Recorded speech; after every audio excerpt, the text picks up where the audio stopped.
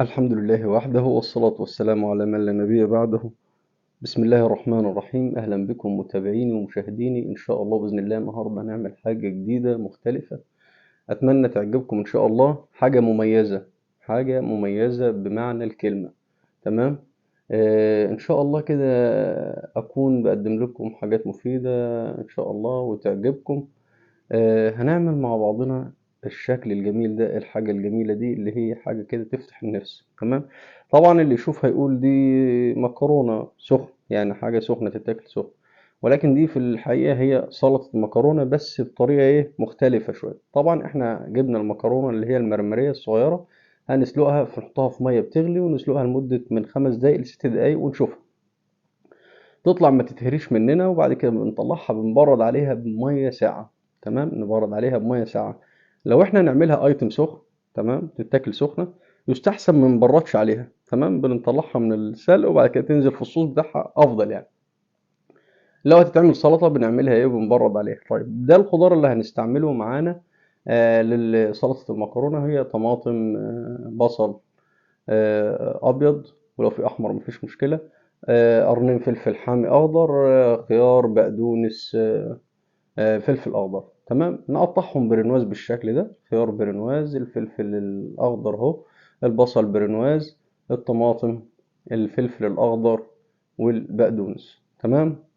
لو حد عنده مشكله من الحاجات دي ما بيحبهاش، ما بيحبش ياكلها في الاكل، مفيش مشكله انك يعني ممكن تكنسلها تلغيها. ماشي. طيب دي البهارات والأعشاب اللي هنستعملها. تمام. عندنا هنا شوية كزبرة، كزبرة جافة، عندنا ريجانو جاف، عندنا هنا شوية ستوك مرقة خضار، هنا شوية بابريكا حمرا. تمام. دي التوابل اللي احنا هنستعملها فيها. ماشي، نيجي للطريقة هنعملها ازاي. آه، في طاسة حط مادة دهنية. تمام. زيت، شوية زيت، تومة، شوية توم مفرومين كده، ماشي بالشكل ده، ونسيبهم كده تطلع الريحة بتاعتهم وتدبل. ماشي. ما ياخدوش لون، بننزل عليهم بالتوابل دي بس على طول، ما بين ايه ما بنخليهاش تطول بحيث ان التوابل دي ما تتحرقش معانا. ماشي.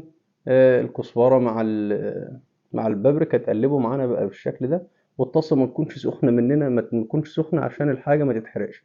ومعانا شوية صلصة بيست. تمام، صلصة طماطم جاهزة، يستحسن تكون صلصة يعني علشان هتدي معانا طعم حلو في المكرونة. تمام. وبنتبل بقى الملح والفلفل وبنقلبها كام تقليبة كده. تمام، بالشكل ده زي ما حضراتكم شايفين كده تتسبك ونطعمها كويس الملح والفلفل. وبعد كده بنجيب ايه الحاجة بتاعتنا، الخضار اللي احنا قطعناه كل البرنواز، بنضيفه على المكرونة. طبعا المكرونة دي بعد ما بنبرد عليها ما بنحطهاش في المية تبريد كتير، يا دوبك كام ثانية كده، 3 4 ثواني نبرد عليها ونيجي مصفينها من المية كويس، تتصفى كويس. وبعد كده بنقلب معاها الخضار اللي احنا قطعناه، اللي هو الفلفل والطماطم والبصل والبقدونس والفلفل الحار، وبنحط عليها الصلصة اللي احنا عملناها دي بالشكل ده، وبنقلبها تقليبة كويسة كده، ونفضل نقلب فيها بحيث إن كل المكونات دي تتجانس مع بعضها وتتخلط مع بعضها وتبقى معانا بالشكل ده. تمام. وبندي عصرة ليمون كده في الآخر.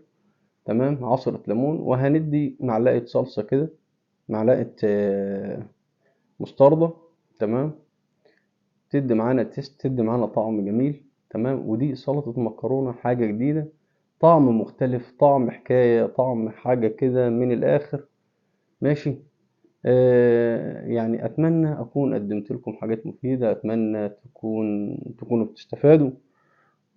ولو عايزين تستفادوا أكتر ما تنسوش تشتركوا في القناة وتفعلوا زر الجرس علشان يصلكم وعلشان تشوفوا كل ما هو جديد. تمام. إن شاء الله في قناتنا تشوفوا كل حاجة جديدة وكل حاجة مختلفة. آه، ولو عايزين أصدقائكم أصحابكم يستفادوا، شيروا معاهم الفيديو ده، شيروه على مواقع التواصل الاجتماعي علشان الكل يستفاد حاجة جديدة. تمام، ونغير من ثقافة المطبخ. وأشكركم شكرا جزيلا، وبالهنا والشفا.